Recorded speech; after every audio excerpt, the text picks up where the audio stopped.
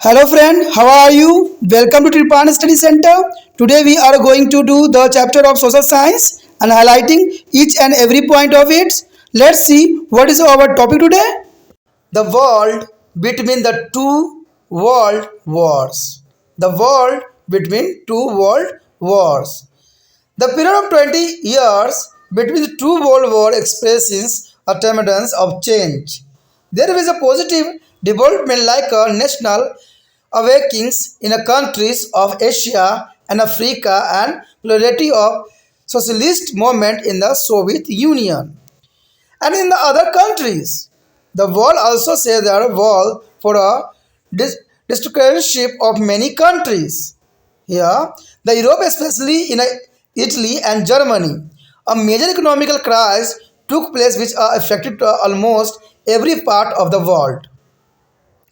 Particularly the most advanced country of the West, the period also is a witness the worst economical depression in a USA in a 1929 and which affect the economical of entire world. There is an important here, the world war between two world war wars. The next topic is here, case for the growth of the fascism and Nazism. Fascism and Nazism, there is a most important in this period of time.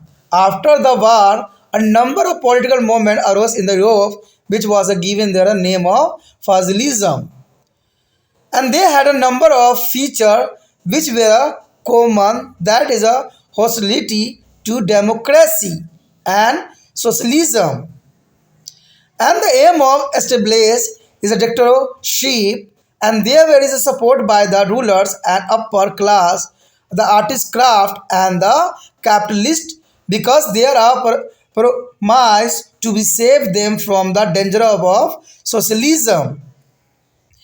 They let laws a systematic compliance of the terrorism and the murder, which the government should little interest in curbing. The dictatorship is introduced in the Italy by the Mussolini. Mussolini is referred to as fascism. There is a Mussolini is referred to as a fascism, and Nazism is given to the Hitler. The term of fascism is derived from Latin word fascis, which stood for a symbol of authority, in essence, Rome. In 1922, Mussolini come to power with the support of Italian. There are Mussolini come to power with the support of Italian and king and ruling like a dictator from 1925 to 1943. There is a most important period of time here. Mussolini is a dictator for their Italian king. And Mussolini is a ban all the political party and induce some reform to be get a support of the people. The essence of victorious power, the ability of exciting governments to be cope up with the post-war problem, the helplessness of legal of national failure of democratic force to be checked is a fascism made the rise of dictatorship and possible. The German vision of the fascism is known as a Nazism. The German version of the fascism is known as a Nazism. It was established by the Adolf Hitler. The Adolf Hitler is a promise to be resolve post-war settlement and restore a German power and glory. His vision of the revolving Germany into a great nation inspired many Germans to join him. The Hitler is the most important aim on this period time. It acted like a blame on the wounded caused by the humiliations after World War I. And many people are supported Nazism because it is seemed to be offer a way out of the economical decline. The economical decline here 1929 is a economical crisis. The success of Nazis is a proof to the detractors not only for their German people but for the entire Europe and many other part of the world.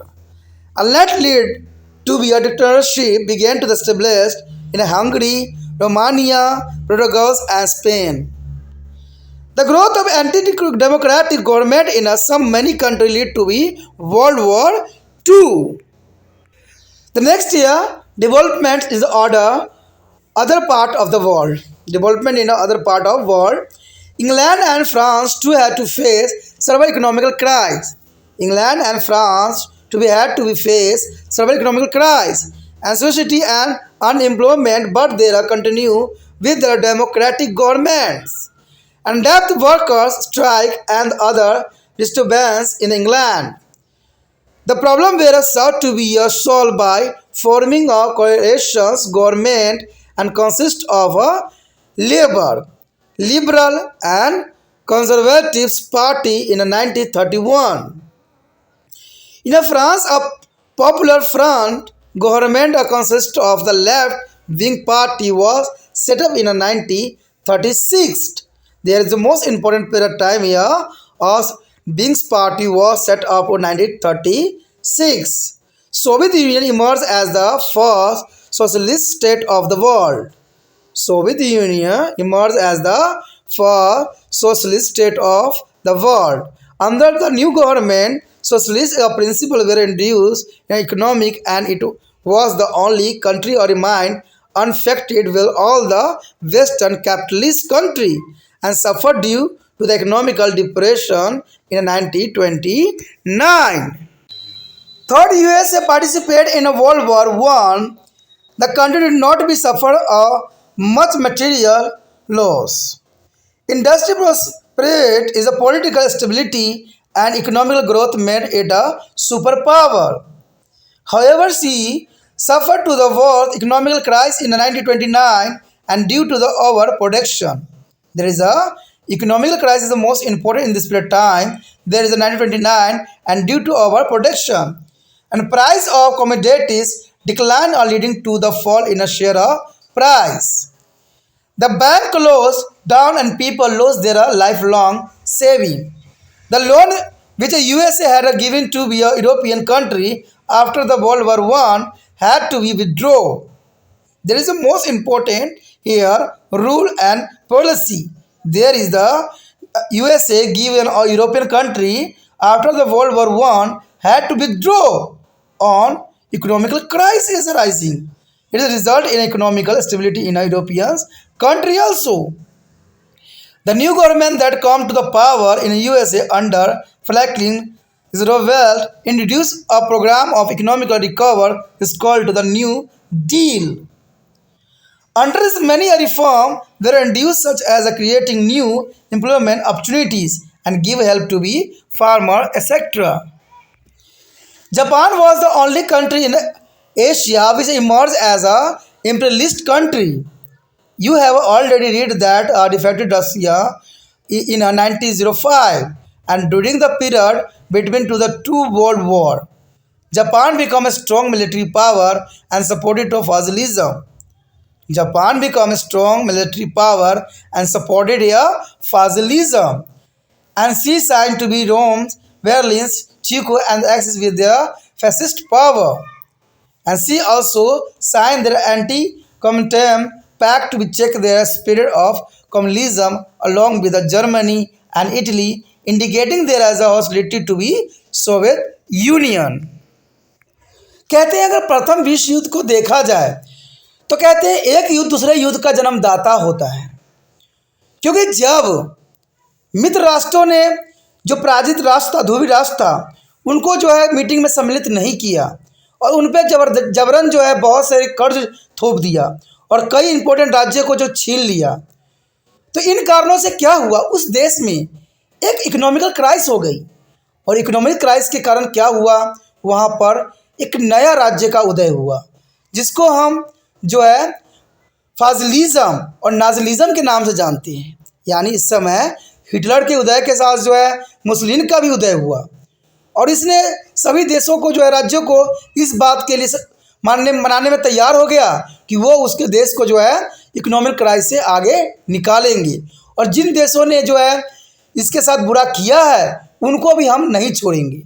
और यहीं से जो है दूसरे विश्व युद्ध का जो है सूत्रपात हो गया। तो ये सारी बातें काफ़ी महत्वपूर्ण थी और इसी के अंतर्गत हमारा जो यहाँ टॉपिक आया है, दो विश्व युद्धों के बीच दुनिया।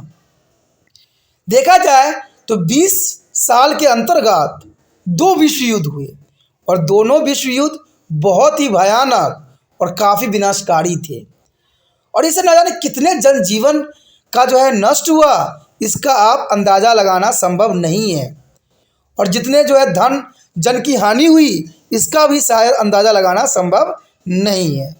तो हमारा टॉपिक जो है दो विश्व युद्धों के बीच दुनिया। आखिर दो युद्धों के बीच में लाने का क्या कारण था और क्या मकसद था और उनसे क्या उनको मिला, यही बात पे हम यहाँ पर प्रकाश डालने की कोशिश करेंगे। कहते हैं दो विश्व युद्धों के बीच 20 साल की अवधि में महत्वपूर्ण परिवर्तन का अनुभव किया गया। एक तरफ सकारात्मक परिवर्तन जैसे राष्ट्रीय चेतना का विकास और एशिया और अफ्रीका देशों और सोवियत संघ में नए देशों में समाजवादी आंदोलन लोकप्रिय हुआ। कहते हैं कुछ हुआ तो कुछ होना ही था। दूसरी तरफ दुनिया के कई देशों में जो है विशेष रूप से यूरोप के इटली और जर्मनी देशों में तानाशाही का सबसे बुरा रूप देखा गया। यानी यूरोप के इटली और जर्मनी में तानाशाही का सबसे बुरा रूप देखने को मिला। और इसी समय अमेरिका में 1929 में महामंदी देखी गई। अमेरिका में भी 1929 महामंदी देखी गई, जिससे दुनिया लगभग हर हिस्से को प्रभावित किया। ये महामंदी जिसे हम इकोनॉमिक क्राइसिस कहते हैं, बहुत विनाशकारी होता है और इसका आप प्रेजेंट टाइम में भी देख सकती हो। अभी कुछ दिन पहले ही श्रीलंका में भी इकोनॉमिक क्राइसिस आई थी और आपने देखा था कि श्रीलंका का क्या हाल और क्या दशा थी। तो इसके बारे में आप खुद भी देख रहे होंगे। तो ये काफ़ी महत्वपूर्ण बात है। देखा जाए तो ये पहले विश्व युद्ध ने दो जो है रूलों को जो है जन्म दिया। एक तो था फांसीवाद, दूसरा था नाजीवाद के विकास के कारण। आखिर फांसीवाद नाजीवाद के कारण क्या वही प्रथम विश्व युद्ध थे? तो इसमें कोई दो राय नहीं है। फांसीवाद नाजीवाद के विकास के कारण जो थे प्रथम विश्व युद्ध को ही माना गया। कहते युद्ध के बाद यूरोप में बड़ी संख्या में राजनीतिक आंदोलन पैदा हुए, जिनमें फासिज्म नाम दिया गया, जिसका मुख्य उद्देश्य तानाशाही की स्थापना करना था और इन्हें शासकों का एवं उच्च वर्गों को जो है अभिजात और पूंजीपतियों द्वारा समर्थन प्राप्त भी था। यानी फांसीवादी का दो लोगों का जो है मुख्य जो समर्थन प्राप्त था, वो है शासक या उच्च वर्ग या अभिजात या पूंजीपति। इनका जो है फासिज्म पर पूरा समर्थन था, क्योंकि उन्होंने उन्हें समाजवाद के खतरे से बचाने के लिए वादा किया कि समाजवाद में आप नहीं आओगे। उन्होंने हत्या और आतंकवाद का एक व्यवस्थित अभियान चलाया, जिसे रोकने में सरकार ने कम रुचि दिखाई। यानी देखा जाए तो फांसीवाद ने जो है बिल्कुल वही तानाशाह का जो है रवैया अपनाया और इसमें सरकार किसी तरह की रुचि भी नहीं दिखाई। मुसोलिनी द्वारा इटली में शुरू की गई तानाशाही को फांसीवाद के रूप में देखा गया।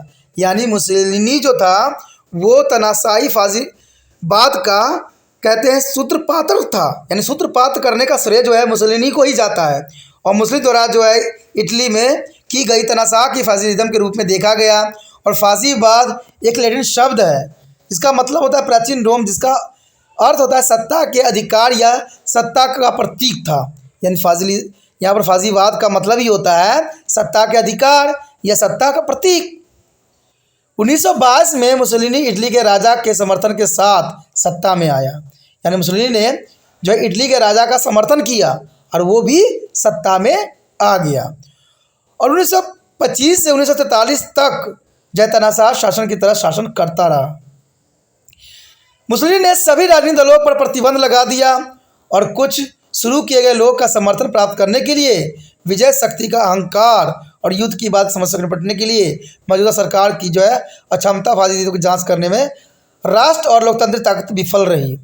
लीग की लाचारी ने तानाशाही की वृद्धि को संभव बना दिया। कहते हैं अगर राज्य में अगर मजबूती नहीं रहेगी तो जर्नल सी बात है आतंकवाद जो होते हैं आगे आ जाते हैं। तो यही हुआ, लीग की लाचारी थी और तानाशाह की वृद्धि की संभावना बनानी थी।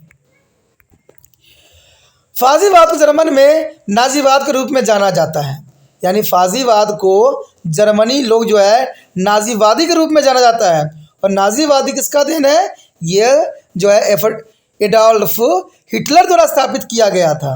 यानी नाजीवाद जो है अडॉल्फ हिटलर द्वारा स्थापित किया गया था और उसने युद्ध के बाद बस्तियों को वापस लेने और जर्मनी शक्ति और महिमाओं को बहाल करने का वादा किया, क्योंकि लोग उस समय जो है इकोनॉमिक क्राइसिस से गुजर रहे थे। दूसरी बात था प्रथम विश्व युद्ध के सारी जो है पैसे इन्हीं पर थोपा गया था, तो इस वजह से ये बिल्कुल ही देश कमज़ोर हो गई थी और इसी का फ़ायदा जो है अडॉल्फ हिटलर ने उठाया। हिटलर ने जर्मनी की शक्ति और महिमा को बहाल करने की वादा किया और जर्मनी एक महान राष्ट्र के पुनर्निर्माण की और उसकी दृष्टि कई जर्मनी को उसके साथ शामिल होने के लिए प्रेरित भी किया और इस कार्य ने लोगों का प्रथम विश्व युद्ध के घावों को मलहम का काम भी किया। यानी जो प्रथम विश्व युद्ध में घाव हुए थे उनको जो है मलहम लगाने के, यानी देखा जाए तो जो है मित्र राष्ट्रों ने उन पर थोपा गया और जो राज्य उनसे छीन लिया गया उसमें जो है हिटलर ने बेखूबी जो है घावों पर मलहम लगाने का कार्य किया।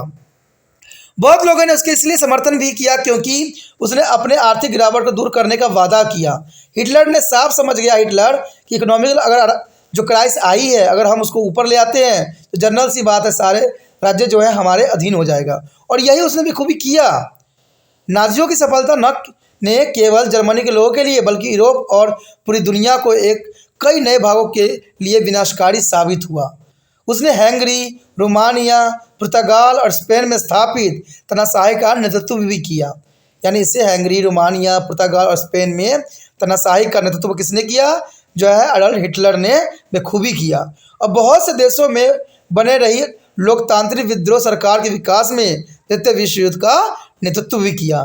यानी दूसरे विश्व युद्ध जो हुआ वो कहीं ना कहीं जो था मुसोलिनी जो कि फाजीवादी का समर्थन था और नाजीवादी का समर्थन करने वाला हिटलर के नेतृत्व के कारण ही जो है दूसरी विश्व युद्ध हुआ। उसके पश्चात आता है विश्व के अन्य भागों में विकास। कहते हैं इंग्लैंड और फ्रांस से गंभीर आर्थिक संकट का सामना करना पड़ा और अभावों और बेरोजगारों के बावजूद ने अपने लोकतांत्रिक सरकार के साथ चलते रहे। इंग्लैंड में जो है मजदूर हड़ताल पर कई और तरह की समस्या के रहते रहे। उन्हें 1931 में साझी सरकार बनानी पड़ी और लेबर, विरलस और कंजर्वेटिव दल के सहयोग से हल करने की कोशिश भी की गई। 1936 में वामपंथी पार्टियों को मिलाकर एक लोकप्रिय सरकार फ्रांस में बनाई गई और सोवियत संघ दुनिया के पहले समाजवादी देशों के रूप में उभर कर सामने आया। यानी सोवियत संघ दुनिया के पहले समाजवादी देशों के रूप में उभरा और नई सरकार के तहत समाजवादी सिद्धांतों को जो है अर्थव्यवस्था में कार्यान्वित किया गया और केवल यही एक देश था जो महामंदी से प्रभावित नहीं हुआ। यानी सोवियत संघ जो था प्रथम जो है इकोनॉमिक क्राइसिस आई थी उससे प्रभावित नहीं हुआ, जबकि 1929 में सभी पश्चिम पूंजीवादी देशों को आर्थिक मंदी का सामना करना पड़ा। इवन कि अमेरिका को भी जो है आर्थिक मंदी का जो है सामना करना पड़ा। हालांकि संयुक्त राज्य अमेरिका ने प्रथम विश्व युद्ध में भाग लिया लेकिन इसके कुछ खास हानि नहीं हुआ। यानी अमेरिका प्रथम विश्व युद्ध में जरूर भाग लिया लेकिन इसको किसी प्रकार का हानि नहीं हुआ। औद्योगिक समृद्धि और राजनीतिक स्थिरता और आर्थिक विकास ने इसे एक सुपर पावर बना दिया, क्योंकि आपको पता है आपने समझा भी था कि अमेरिका जो है देशों को जो है हथियार सप्लाई करता था और हथियार सप्लाई करने के लिए पैसे देने पड़ते थे, यानी डॉलर की प्राप्ति होती थी, कुछ ना कुछ तो देना पड़ता ही था। तो इसकी वजह से जो था भाग लेने के बाद भी उसकी औद्योगिक समृद्धि और राजनीतिक स्थिरता और आर्थिक विकास ने इसे सुपर पावर बना दिया। हालांकि वह जो है 1929 के आर्थिक उत्पादन के कारण इसे सबसे बड़ा जो है खराब आर्थिक संकट का सामना भी करना पड़ा, क्योंकि ये पूंजीवादी को समर्थन करता था अमेरिका। और 1929 में जो आर्थिक क्राइसिस आई थी, इकोनॉमिक क्राइसिस आई थी, इसको अमेरिका पर भी जो है काफ़ी प्रभाव डाला। वस्तुओं की कीमत, शेयर कीमतों में गिरावट आ गई और बैंक को बंद कर दिए गए। लोगों को उनके अजीब बचत को भी खाना पड़ा, यानी जो लोगों ने बैंकों में बचत करके पैसे रखे थे वो भी जो था नष्ट हो गया। ऋण जिसे जो है संयुक्त राज्य अमेरिका यूरोपीय देशों के बीच विश्व युद्ध के बाद वापस लेना था, लेकिन यूरोपीय देशों में भी आर्थिक अस्थिरता आई हुई थी। कहते फ्रैंकलिन और रूजवेल्ट ने नेतृत्व अमेरिका में जब नई सरकार सत्ता में आई तो इन्हें न्यू डील्स नामक आर्थिक निर्माण का जो है कार्यक्रम शुरू किया। इसके तहत कई जन कल्याण के कार्य आरंभ किए गए, जैसे नए रोजगार के अवसर, किसानों का सहयोग आदि महत्वपूर्ण थी। केवल जापान ही एशिया का एक ऐसा देश था जो एक साम्राज्यवादी देश के रूप में उभरा। उसने रूस को 1905 में हरा दिया था और इसके बारे में आप पढ़ भी चुके हो।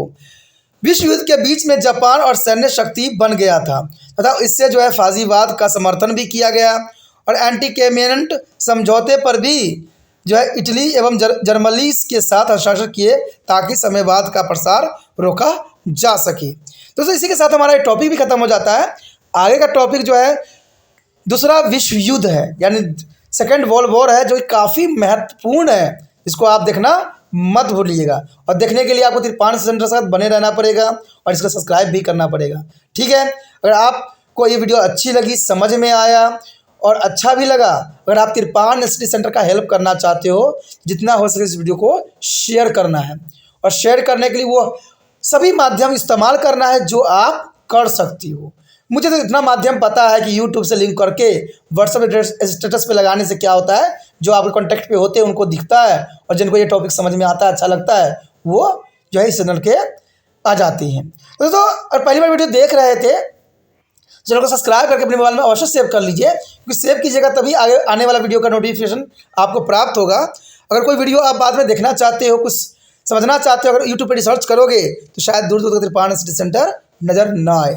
इसलिए अच्छा है कि इस चैनल को जो है अपने मोबाइल में सेव कर लीजिए और सेव करने के बाद आपको ये बात का एहसास हो जाएगा कि तिरपान सेंटर जो है सिर्फ एक क्लास के बच्चों के लिए अग्रसर नहीं है, यहाँ पर 8th क्लास से लेकर MA तक के बच्चों के लिए सभी जो है टॉपिक आपको यहाँ उपलब्ध है और इसके प्लेलिस्ट का भी प्रावधान किया गया है। वहाँ पर सारे सब्जेक्ट जो है सिलेबस वाइज है, टॉपिक्स वाइज है, क्लास वाइज है, तो ये आपके ढूंढने में बहुत आसान रहेगा और बहुत ही सुचारू रूप से आप जो है तिरपान स्टडी सेंटर का फ़ायदा उठा सकती हो। अगर कुछ कमेंट करना है, कुछ बातें कहना चाहते हो, कुछ राय विचार देना चाहते हो, तो इसके लिए भी जो है आपके लिए तिरपान सेंटर जो है कमेंट का ऑप्शन रखा है, जिस पे आप कमेंट कर सकती हो।